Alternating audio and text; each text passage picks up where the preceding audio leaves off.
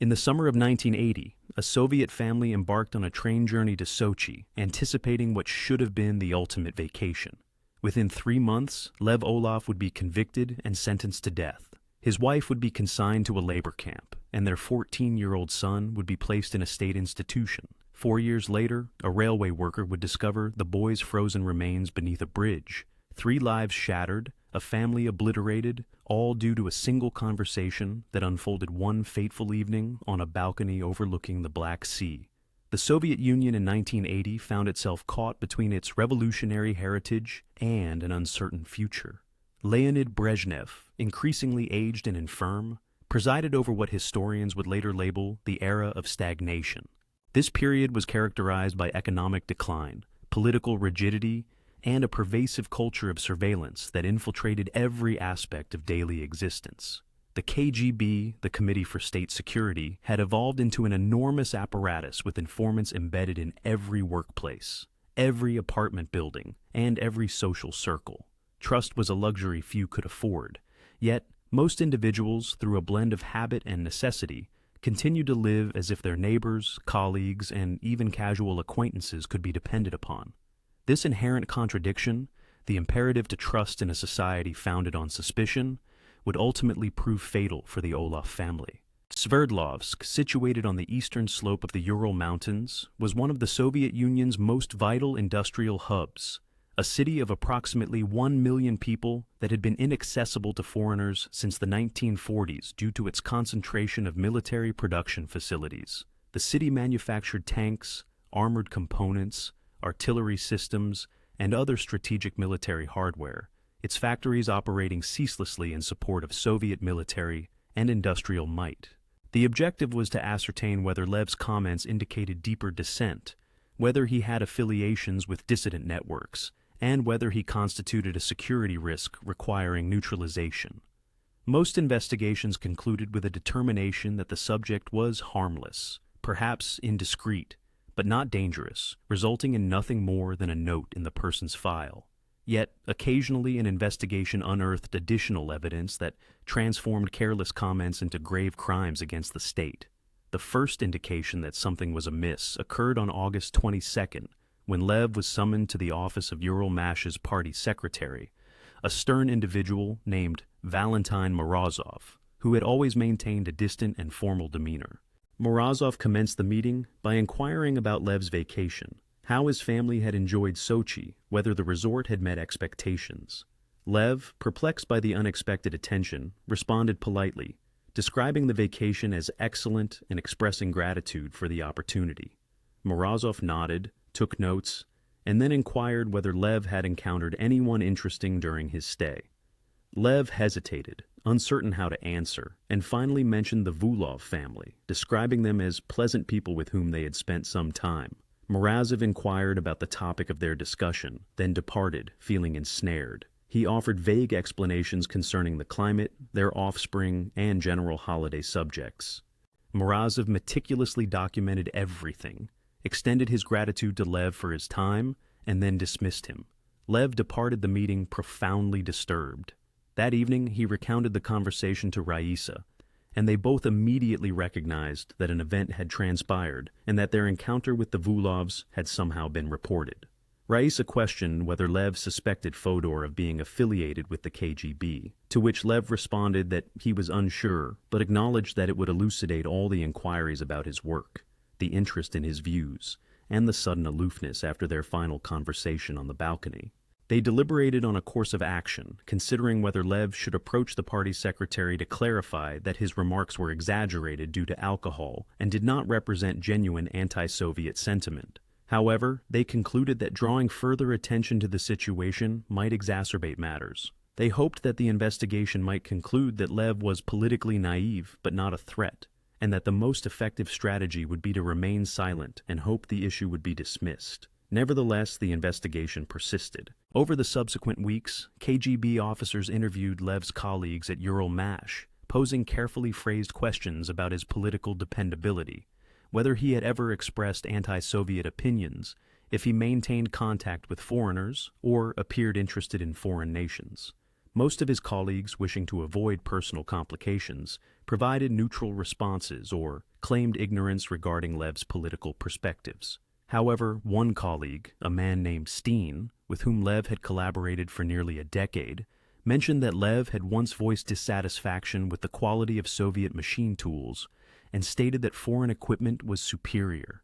Steen presented this as an innocent observation, a technical appraisal rather than political critique, but the KGB officer interviewing him recorded it as evidence of anti-Soviet sentiment and a preference for Western systems. The KGB also interrogated the Orlovs' neighbors in their apartment complex, asking similar questions. An elderly woman living across the hall recalled sometimes overhearing Lev and Raisa discussing shortages and expressing frustration about the difficulty of acquiring essential goods.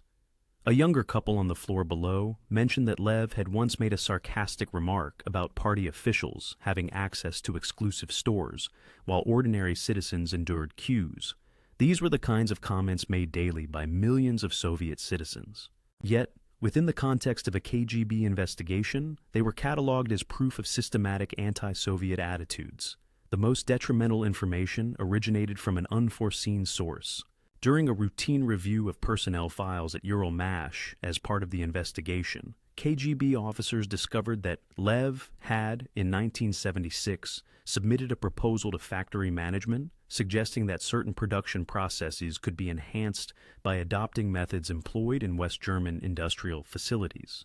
The proposal had been rejected at the time, on the grounds that Soviet methods were adequate, and that excessive interest in foreign practices was ideologically questionable. The proposal itself had been forgotten, buried within administrative files, but the KGB retrieved it and interpreted it as evidence that Lev had been fascinated with Western systems for years, and that his comments in Sochi were not isolated incidents, but rather part of a long-standing pattern of ideological unreliability. By mid-September, the KGB had compiled what they considered a compelling case. Lev Orlov had directly criticized Soviet leadership, questioned the achievements of the revolution, praised foreign systems, and exhibited a pattern of anti-Soviet thinking extending back several years. His employment in a sensitive industrial facility and his contact with hundreds of other workers rendered him particularly dangerous. A decision was made at the regional level that Lev posed a threat necessitating his removal. On September 18, 1980, Lev Orlov was apprehended. This occurred at the factory mid-morning, while Lev was conducting a routine inspection of hydraulic systems in one of the production halls. Two men in civilian attire approached him, identified themselves as state security officers, and informed him that his presence was required for questioning. Lev inquired about the reason and whether he could contact his wife. The officers stated that all questions would be addressed at their facility, and that he needed to accompany them immediately. Lev was escorted across the factory floor, past colleagues who ceased their work to observe in silence, and driven to the Sedlov headquarters of the KGB, a gray concrete edifice in the city center. The interrogation commenced that afternoon and persisted, with pauses only for minimal sustenance and sleep, for the subsequent 5 days. Lev was not subjected to physical torment.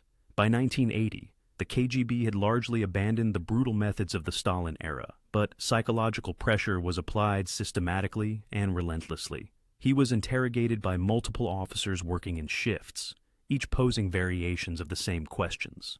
What did you say to Fyodor Vulov in Sochi? Why did you criticize Comrade Brev? Why did you praise West German industrial methods? Who else shares your anti-Soviet views? What contacts do you have with foreign nationals? Why did you remove restricted documents from Uralmash? What did you plan to do with those specifications? Did you intend to share them with foreign engineers or Western publications? Lev denied being anti-Soviet. He admitted to making careless remarks in Sochi, but maintained they were exaggerations influenced by alcohol, that he did not genuinely believe the Soviet system was flawed, and that he was loyal to the state and the party. He admitted taking work documents home, but insisted it was solely to complete projects on time, that he had never intended to share them with anyone, and that he had not even realized this constituted a serious violation. However, the interrogators dismissed every explanation. They informed him they possessed evidence of systematic anti-Soviet activity spanning many years. They presented his 1976 proposal regarding West German industrial methods and inquired about his profound interest in foreign systems. They showed him the copied specifications discovered in his desk and asked why he had made unauthorized copies of restricted documents, if not to share them with someone. They read him statements from colleagues and neighbors detailing his complaints about shortages and party privilege. They informed him that ridiculing the General Secretary of the Communist Party was a grave offense, that expressing doubts about the revolution constituted anti-Soviet agitation, that unauthorized possession of restricted technical documents from a defense facility was behavior akin to espionage, and that he faced charges under Article 64 of the RSFSR Criminal Code, which carried the death penalty. The interrogators pressed him to confess not just to the comments in Sochi, but to broader anti-Soviet activity. They sought him to name other individuals who shared his views, to identify colleagues at Ural MASH who had expressed similar opinions, and to admit to being part of a network of ideologically hostile elements. Lev maintained there was no network, that his comments had been isolated and foolish, but not part of any organized dissent. The interrogators did not believe him, or perhaps they believed him, but required him to confess to something more serious to justify the resources invested in the investigation. On the fourth day of interrogation, an officer named Karpov, who appeared to be senior to the others, entered the room and seated himself opposite Lev.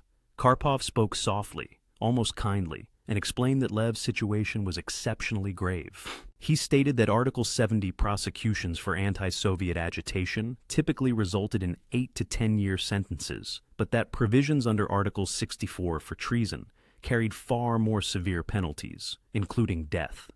He said that Lev's work at Ural MASH afforded him access to sensitive military-industrial information, and that ridiculing the General Secretary while possessing such access, combined with his documented interest in Western systems and his proposal to adopt foreign methods, could be interpreted as ideological subversion intended to weaken Soviet defense capacity. This, he explained, could fall under the definition of treason. He allowed this to register, intently observing Lev's countenance, and then stated that which article was applied would depend partly on how the case was presented to prosecutors in Moscow, and partly on Lev's willingness to acknowledge the gravity of his crimes and demonstrate genuine remorse.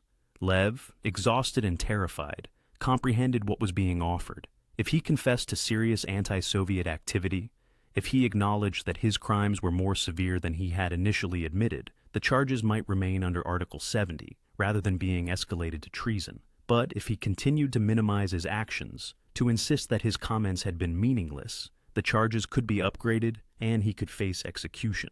It was not a genuine choice. Lev signed a confession stating that he had engaged in systematic anti-Soviet agitation, that he had deliberately praised Western systems to undermine confidence in Soviet socialism, and that he assumed full responsibility for his ideologically hostile actions. The confession was false, but it was also his sole opportunity for survival, or so he believed. Raisa learned of Lev's arrest when 2 KGB officers arrived at their apartment and informed her that her husband was being detained for investigation into anti-Soviet activity. They told her she was not permitted to contact him, that she should not discuss his case with anyone, and that they would be conducting a search of the apartment. Raisa, both astonished and petrified, could only respond with a nod. Timur, who had been occupied with his homework in his room, emerged to ascertain the commotion and was instructed to sit on the sofa, remaining quiet throughout the duration of the search. The officers meticulously examined every drawer, every bookshelf, and every sheet of paper. They confiscated Lev's personal journals, which contained technical calculations and professional notes. They seized Raisa's collection of books, comprising Russian classics and international literature, officially acquired by the library, but now deemed suspicious by the KGB. Timur's school books were taken and scrutinized page by page for any concealed notes. The search extended for 3 hours. Upon their departure, the officers cautioned Raisa against discussing her husband's case and informed her that someone would contact her concerning her own status. The ramifications for the family were immediate and pervasive. The following morning, Raisa reported to the library and was summoned to the director's office, where she was notified that, due to her husband's arrest on charges of anti-Soviet activity, she was being placed on indefinite leave pending review. This phrase, though bureaucratic, conveyed a clear message: she was dismissed. Timur attended school and suddenly found himself ostracized. Friends who had been close the previous day now avoided him in the corridors. Teachers who had lauded his academic prowess now regarded him with suspicion or pity. Within a week, he was summoned to the school administration and advised that his enrollment in the specialized mathematics program was being revoked owing to his family's circumstances. Raisa desperately attempted to secure legal representation for Lev, but the few attorneys she approached either unequivocally declined or informed her that, in cases involving state security, defense was largely symbolic. One lawyer, speaking softly in his office, conveyed that the most favorable outcome she could anticipate was a prison sentence for Lev rather than something worse, and that she should brace herself and her son for a protracted separation.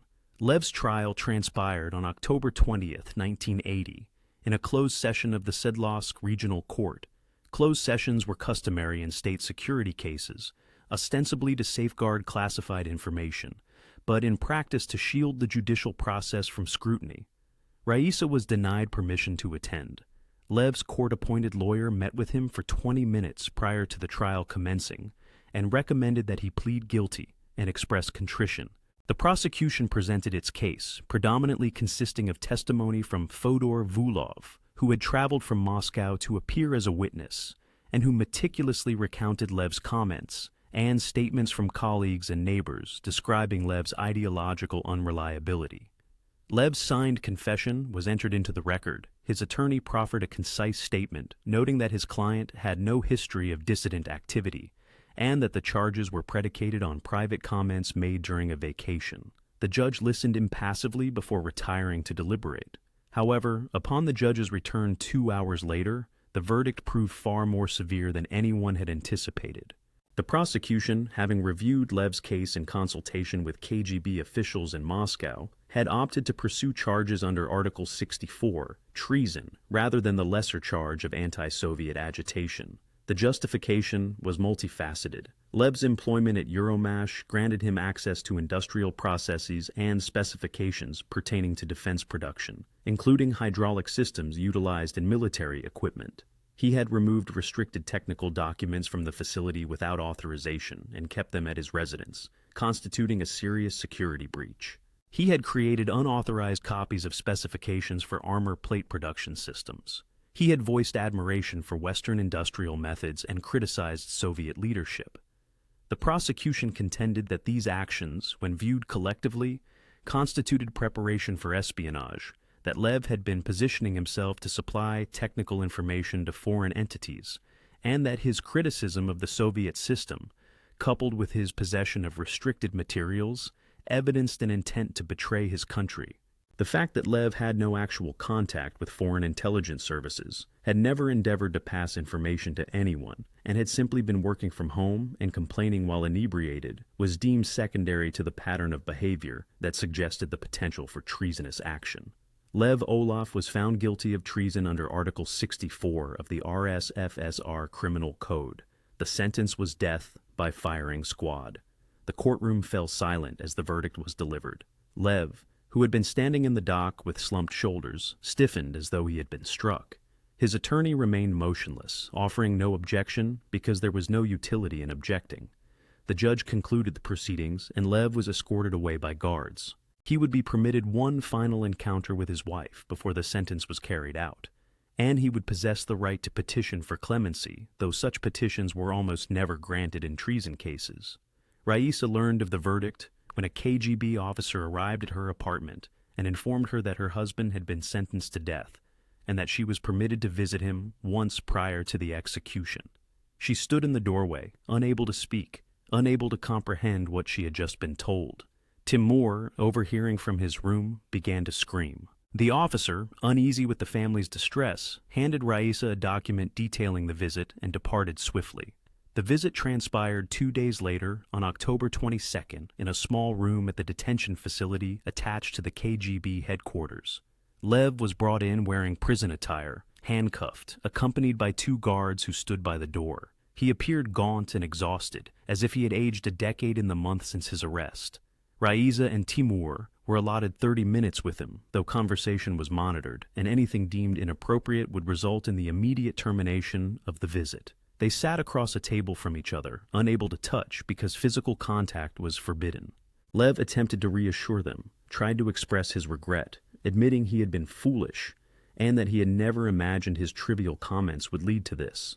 Raisa told him she loved him, that she would care for Timur, that she would be strong. Timur could barely utter a word, able only to sit there weeping while his father attempted to console him with words that sounded hollow and insufficient. The 30 minutes elapsed in a blur of tears and futile reassurances, and then the guards informed them that time was up. Lev stood, looked at his wife and son one final time, and was led away. It was the last time they would ever see him. Lev submitted a petition for clemency, a mere formality that his attorney informed him had virtually no chance of success, but that constituted required procedure. The petition was reviewed by regional officials and forwarded to Moscow, where it was examined and rejected within 96 hours. The laborers who powered these factories resided in concrete apartment blocks that stretched for kilometers, neighborhoods that appeared identical, distinguished only by the numbers painted on their buildings. It was a city constructed for utility rather than aesthetics, where the sky was perpetually gray and where the sensation of being observed, monitored, and evaluated by unseen authorities was simply an intrinsic part of daily life. Lev Orlov was 39 years old in the summer of 1980, a hydraulic systems engineer at Uralmash, the Ural heavy machine building plant, one of the Soviet Union's most substantial industrial complexes. He had joined the Communist Party in 1968, not out of ideological zeal, but because party membership was virtually obligatory for anyone seeking advancement in technical fields. His personnel file characterized him as reliable, skilled, and politically neutral, the type of individual who attended party meetings without enthusiasm but also without complaint, who voted as expected, and who kept his personal opinions to himself. His wife Raisa was 37, a librarian at the city's central library specializing in technical literature, and who possessed, according to friends, a quiet warmth and a knack for transforming their modest apartment into a haven, despite its institutional gray walls and the incessant noise from neighboring units. Their son, Timur, was 14, a thoughtful boy who excelled in physics and had recently been accepted into a specialized mathematics program, a significant accomplishment that hinted at a promising future. The Orlovs were not dissidents. By all accounts, they were ordinary Soviet citizens navigating the compromises and minor hypocrisies necessary to maintain a respectable life within a system that mandated conformity. This ordinariness is crucial because what transpired to them could have happened to anyone, a realization that subsequently haunted those who knew them. In early June, Lev received notification through his factory's trade union that his family had been allotted 2 weeks at a workers' resort in Sochi, a Black Sea coastal town that functioned as the unofficial summer capital of the Soviet elite and, during designated periods, offered subsidized vacations to deserving workers and their families. The allocation was somewhat unexpected. Waiting lists for Black Sea resorts typically extended for years. However, Lev's supervisor explained that a family had canceled due to a medical emergency, and Lev's unblemished record and recent work on enhancing hydraulic systems for industrial presses had placed him at the top of the alternate list. Raisa was overjoyed, and Timur, who had never witnessed the sea, could barely contain his excitement. No explanation was provided. The execution was scheduled for November 12th, approximately 3 weeks after the trial. Meanwhile, Raisa's own legal difficulties were commencing. On October 25th, 3 days after her final visit with Lev, she was summoned to KGB headquarters and informed that she too was under investigation. The charge was failure to report anti-Soviet activity. The investigator, a cold woman in her 30s, explained that, as Lev's wife, Raisa must have been cognizant of his ideological hostility, must have heard him make critical comments about the Soviet system, and had failed in her duty as a Soviet citizen to report him to authorities. Raisa protested that she had committed no wrongdoing, that Lev had occasionally complained about work frustrations like everyone did, and that she had never conceived of his complaints as criminal activity. The investigator informed her that ignorance was not an excuse, that loyalty to the state superseded loyalty to family, and that her failure to report Lev's ideological unreliability made her complicit in his crimes. The legal foundation for charging Raisa was questionable at best, but the KGB had determined that she represented a problem that required resolution. She was a librarian with access to books and young readers, someone who could potentially disseminate her husband's anti-Soviet views to others. More significantly, she served as a living reminder of the Orlov case, and the state preferred that reminders of such cases be removed from public view. Her trial took place on November 8, 1980, in another closed session that lasted less than 4 hours. She was found guilty of failure to report anti-Soviet activity and sentenced to 5 years in a corrective labor colony. The sentence was comparatively lenient, a reflection perhaps of the fact that the charges against her were flimsy even by Soviet standards, but it was still devastating. 5 years separated from her son, 5 years in conditions that would test the limits of her endurance. Raisa was granted 3 days to arrange for Timur's care before she was to be transported to a women's labor camp in the Moravian Autonomous Soviet Socialist Republic, approximately 1,000 kilometers to the west of Sverdlovsk. She had no family in the city who could take him. Her parents were deceased, and Lev's family, scattered across different regions and terrified of being associated with a traitor's relatives, refused to assist. On November 10th, a representative from the Ministry of Education arrived at the apartment and informed Raisa that Timur would be placed in State Children's Home number 7 on the outskirts of Sverdlovsk until he reached the age of 16, at which point he would be considered legally independent and expected to support himself. The children's home was a grim 3-story brick building surrounded by a high fence, housing approximately 70 children ranging in age from 7 to 16. The majority were orphans or children whose parents had been deemed unfit, incarcerated, committed to psychiatric institutions, or stripped of parental rights due to alcoholism or political infractions. The facility operated on a stringent timetable designed to cultivate obedient citizens who understood their subordinate position in the social hierarchy. Wake-up was at 6 bars, breakfast at 7 serve, schooling during the day, compulsory work duties in the afternoon, supervised study until 8:00, and lights out at 9 spos. Any deviation from these regulations led to punishment such as meal deprivation, solitary confinement in a basement room, or, in severe instances, transfer to a juvenile correctional facility. Timur arrived at the children's home on November 11th, carrying a single bag containing his clothes and a few books his mother had been permitted to give him. He was assigned to a dormitory room with 9 other boys, provided a narrow bed with a thin mattress, and issued institutional clothing. The director of the facility, a stout woman named Ludma, who appeared to view the children as problems to manage rather than young individuals to care for, informed him of the rules and cautioned him that the son of a traitor would receive no special consideration. If anything, he would be monitored more closely than the others. Timur was intelligent, sensitive, and completely unprepared for the harsh realities of institutional life. Within days, he became a target for older boys who recognized vulnerability. They stole his books, tore his clothes, and beat him in the dormitory when staff were absent. The adults running the facility showed minimal interest in protecting him or any of the children from one another. Violence among residents was considered natural, inevitable, a means for stronger children to establish dominance and for weaker ones to learn resilience or at least submission. Timur attempted to concentrate on his schoolwork, the one area where he had always excelled. However, the school affiliated with the children's home was inadequately equipped and staffed by teachers who had failed to secure positions elsewhere. The aspiration of attending a technical institute, of emulating his father in engineering, faded into impossibility. His future, if he had one at all, was confined to the fringes of Soviet society. Letters from his mother arrived erratically, sometimes 2 or 3 in a single week, at other times nothing for a month.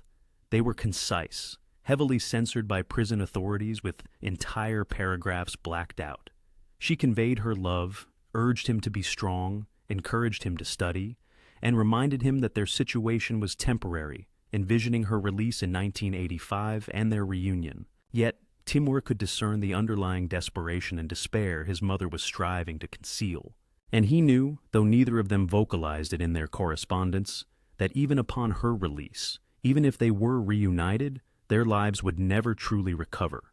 By mid-December, he had started to sneak out at night, climbing through a ground-floor window with a broken latch and disappearing into the industrial suburbs for several hours.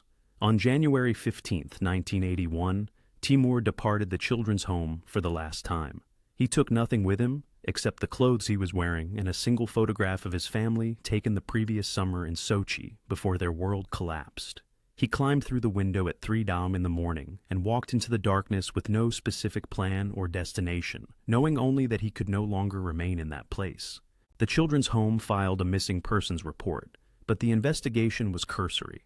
Runaway children from state institutions were common, and unless they committed serious offenses, the authorities showed little interest in pursuing them. Timur's file was marked as absconded and archived in a cabinet with numerous others. Raisa, in her labor camp in Moravia, was never officially informed that her son had vanished. What transpired with Timur over the subsequent years remains indistinct. There were occasional unconfirmed sightings, rumors that circulated back to the children's home via other runaways who were eventually apprehended by the militia. Someone reported seeing him living with a group of street children near the railway yards. Another claimed he had been working at a construction site under an assumed name. A third account suggested he had been observed begging outside the central market, but none of these reports were substantiated and none led to his whereabouts. On November 18, 1984, a railway worker inspecting bridge supports along the river in southern Sverdlovsk discovered a body beneath one of the pylons. The deceased was a young man, approximately 18 or 19 years old, partially frozen. Curled on his side on the concrete embankment, an empty vodka bottle lay nearby. The militia conducted a brief investigation and concluded that death had resulted from exposure and probable alcohol intoxication. No identification was found on the body. The remains were photographed, catalogued, and interred in an unmarked grave in the municipal cemetery. Raisa completed her 5-year sentence in November 1985 and returned to Sverdlovsk to find that everything she had left behind was gone. She visited the children's home to try and locate Timur, or ascertain where he might have gone upon release, and was told he had run away and had not been seen since. She went to the militia, who informed her they had no information about his whereabouts. She searched for months, inquiring at homeless shelters and soup kitchens, checking hospitals and morgues, but found nothing. She never learned that he had died under the bridge. She never learned that he was buried less than 5 kilometers from where she lived.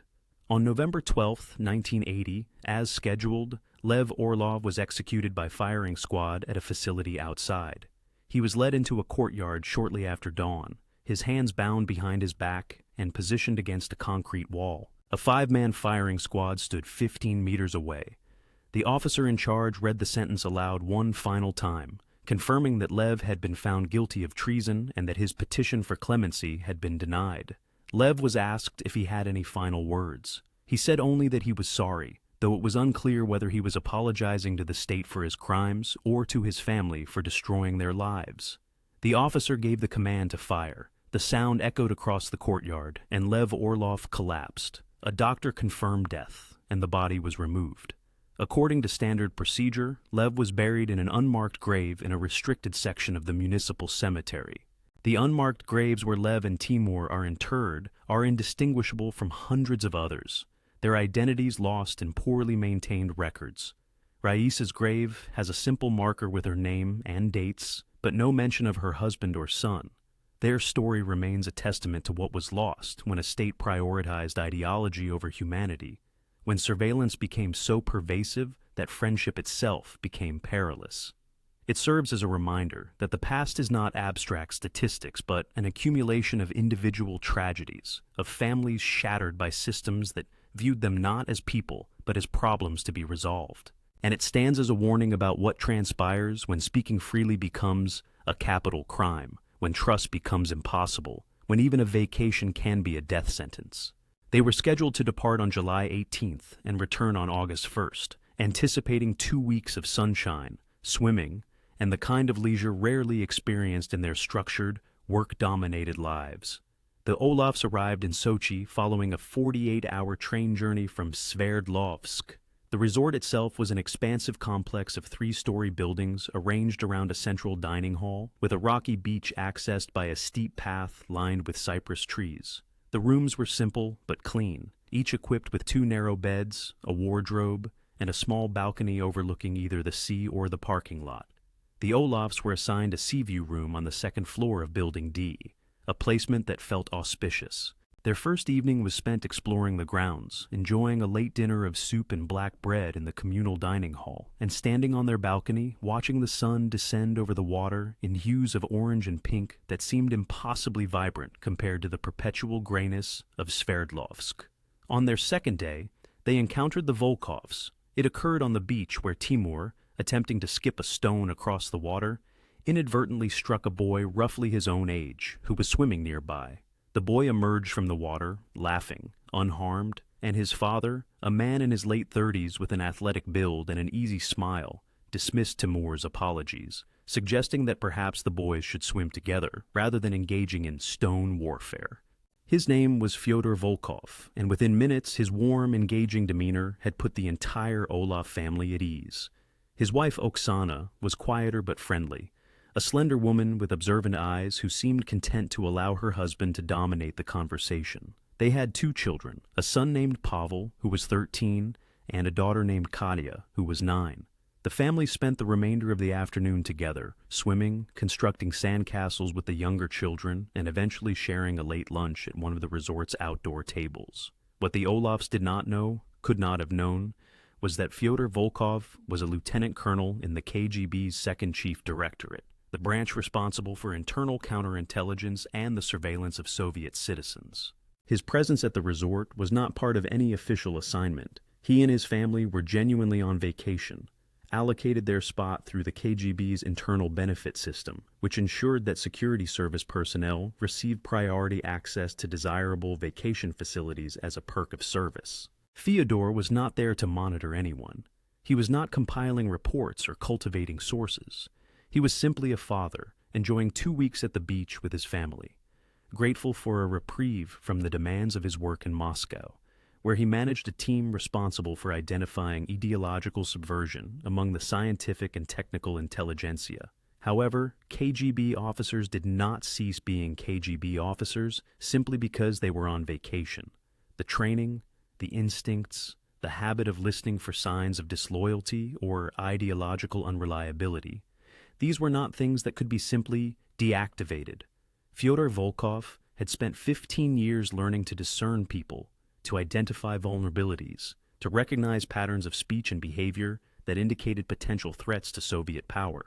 And so, even as he relaxed at the beach, played with his children, and savored Georgian wine on a balcony overlooking the Black Sea, a part of his mind remained active, observant, cataloging and assessing the people around him. The 2 families quickly developed an easy companionship over the subsequent days.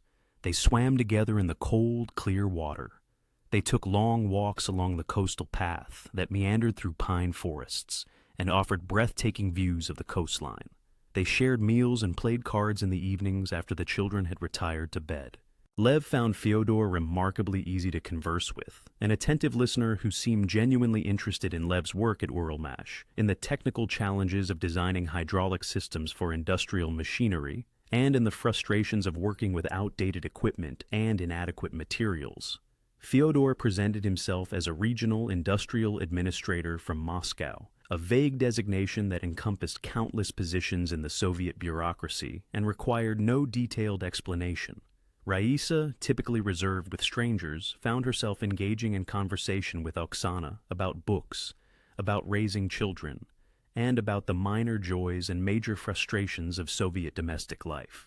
It was on the evening of July 25th that Lev made his first error. The 4 adults were seated on the Orlovs' balcony, finishing a bottle of Armenian cognac that Fyodor had brought from a specialty store in Moscow. The conversation had, as it often did among Soviet citizens relaxing away from the usual constraints of work and neighborhood surveillance, veered towards the frustrations of daily life, the interminable queues for basic goods, the dysfunction of the planned economy, the pervasive sense that while the leadership in Moscow lived in comfort, ordinary people grappled with shortages that seemed to intensify each year. This was familiar territory, the kind of complaints that were technically illegal but so widespread that no one truly believed they would lead to repercussions. Lev, loosened by the cognac, began discussing a recent incident at Euromash, where a shipment of precision valves had arrived from a supplier only to be found unusable due to manufacturing defects. The valves had to be discarded. Production faced delays, yet no one was held accountable, as the supplier was managed by a regional party official's brother-in-law. This narrative was frequent, and Fodor listened with an empathetic ear, recognizing the resonance of bureaucratic inefficiency from his own experience. However, Lev, perhaps encouraged by Fodor's receptiveness and the evening's relaxed mood, elaborated further. He contended that the underlying issue extended beyond mere inefficiency to the entire framework. He spoke of how political allegiance consistently overshadowed competence across all levels. He described how critique became impossible, as anyone highlighting evident problems was labeled unreliable or worse. He recounted a colleague's experience as a technical consultant in East Germany who had observed that factories there, even in another socialist state, operated with greater efficiency because managers were chosen for their capability rather than party affiliations. Lev admitted to occasional doubts about whether the promises of the revolution, a workers' paradise valuing labor and ensuring shared prosperity, had truly materialized, or if they instead inhabited a vastly different system, where a select elite controlled everything while purporting to represent the populace. Then Lev made a jest. He quipped that Brezhnev himself epitomized Soviet decline, an aged man barely capable of coherent speech, propped up and paraded globally as a leader. The true tragedy, he added, was not Brezhnev's failure, but that the entire system was designed to prevent any acknowledgement or rectification of this fact. He laughed as he delivered this, and Raya, sensing peril, also laughed, attempting to redirect the discussion. A brief, weighty silence ensued. Fodor smiled, nodded, and offered a mild remark about universal complaints regarding leadership, sharing some of his own bureaucratic frustrations, which he framed as equally critical. The conversation then drifted to less risky subjects. Yet, something had shifted. Raisa observed that Fodor seemed to scrutinize Lev more intently for the remainder of the evening, and Oksana had become quiet, her initial warmth replaced by a sort of professional detachment. When the Vulovs departed for their room around midnight, the goodbyes felt somewhat formal, a little forced. Lev awoke the following morning with a hangover and a sinking feeling in his stomach unrelated to alcohol. He recalled his words, the jest about Brezhnev, and was overcome by a wave of cold dread. Raisa, beside him, quietly asserted that he had been careless, that he should not have spoken so openly with virtual strangers. Lev conceded, but reassured himself that nothing serious would come of it, reasoning that such private comments were common, and Fodor had appeared empathetic rather than offended. They resolved to maintain their distance from the Vulovs for the rest of the holiday, maintaining politeness but avoiding their company. Nevertheless, the damage, though its full extent was yet unknown, had been done. Theodor Volkov spent that morning alone on his balcony while his family breakfasted, smoking a cigarette and contemplating the previous evening's conversation. He was on vacation. He was not obliged to submit reports on casual dialogues with strangers at a resort, but Lev's remarks lingered. Critique of the planned economy could be dismissed as normal grumbling. Comparisons to East Germany were borderline, but not necessarily grave. However, directly ridiculing Brezhnev by name, questioning the legitimacy of Soviet leadership, and implying the revolution's promises had been betrayed were not minor grievances. These were indicators of what the KGB categorized as ideologically hostile views. Fodor's training, his career, his entire professional identity were constructed around identifying and neutralizing such views before they could spread and cause harm. He found no pleasure in the prospect of ruining a family's life over drunken comments. Yet, he also comprehended that the stability of the Soviet system relied on identifying and eliminating elements threatening ideological unity, and that an individual holding Lev's views, working in a vital industrial facility with access to sensitive production processes and contact with hundreds of other workers, represented precisely the kind of risk that could not be overlooked. If Lev was willing to articulate such comments to a near stranger at a resort, what might he convey to his colleagues at Uralmash? What influence might he wield over younger engineers who admired him? And if Theodore failed to report this, and it later emerged that he had been aware of anti-Soviet agitation and done nothing, His own career, and potentially his freedom, would be jeopardized. The KGB did not tolerate officers who concealed ideological crimes, even during vacation. That day, Fodor excused himself from a beach outing by feigning a headache, and instead proceeded to the resort's administrative office. There, he identified himself to the manager as a KGB officer and requested access to the secure telephone line that all Soviet resort facilities were mandated to maintain for official communications.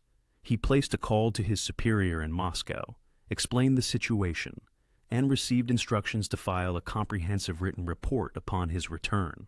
Fodor spent the subsequent 2 hours in the manager's office compiling a thorough account of his conversations with Lev Orlov, detailing the specific comments about party corruption, comparisons to East Germany, criticisms of Brezhnev, and the broader pattern of ideological unreliability these comments suggested. He included Lev's personal details, full name, place of residence, place of employment, which Lev had mentioned during their discussions. He noted that Orlov appeared to have access to sensitive industrial information and contact with foreign technical consultants, which escalated the potential security risk. He concluded by recommending that the Sverdlovsk office of the KGB initiate an investigation into Orlov's activities, associations, and ideological reliability. The vacation concluded on August 1st as scheduled. The Orlovs and Vulovs maintained a polite distance during the final days, exchanging brief greetings upon encountering each other, but no longer spent significant time together. If Lev and Raisa found this peculiar, they attributed it to the natural cooling of vacation friendships as people began contemplating their return to routine life. The families did not exchange addresses. They did not pledge to stay in touch. They simply parted ways at the resort's main entrance, the Vulovs boarding a car destined for a different train station, the Orlovs embarking on a bus to commence their lengthy journey back to Sverdlovsk. Timur inquired of his parents why they had ceased seeing the Volkovs, and Raisa informed him that sometimes people simply run out of things to discuss, which was not entirely a falsehood, yet not entirely the truth either. The Orlov family arrived back in Sverdlovsk on August 3rd. Sunburned and fatigued from the train journey, Lev resumed work at Uralmash on August 5th, reverting to his customary routine of reviewing engineering specifications and overseeing hydraulic system installations. Everything seemed normal. The days passed without incident. Raisa returned to the library. Timur prepared for the commencement of school. The vacation became a cherished memory, slightly marred by the awkwardness with the Vulovs, but otherwise a highlight of their summer. However, in Moscow, Fyodor Volkov's report had navigated through KGB channels to the second chief directorate section, responsible for monitoring the Sverdlovsk region, and from there to the Sverdlovsk regional headquarters of the KGB. On August 14th, a major named Gennady Karpov, who specialized in counterintelligence operations targeting the industrial sector, reviewed Volkov's report with growing interest. The critique of the party, the mockery of Brezhnev, the comparison to foreign nations. Individually, these might have been dismissed as minor grumbling, but collectively, and emanating from someone employed at a facility as sensitive as Uralmash, they represented a potential security threat, warranting investigation. Karpov authorized what the KGB termed a razrabotka, a development signifying the initiation of a formal investigation into Lev Orlov. This investigation would involve surveillance, interviews with colleagues and neighbors, scrutiny of Lev's personnel file and party records, monitoring of his communications, and, if deemed necessary, the recruitment of informants within his social circle.